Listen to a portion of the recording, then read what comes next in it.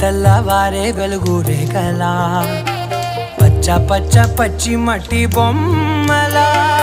అల్లి బిల్లి వెన్న పాల నురగల అచ్చ తెలుగు ఇంటి పూల కొమ్మల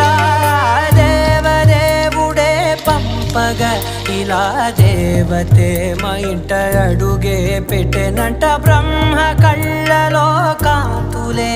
మా అమ్మలా మా కోసం మళ్ళీ లాలి పాడేనంట.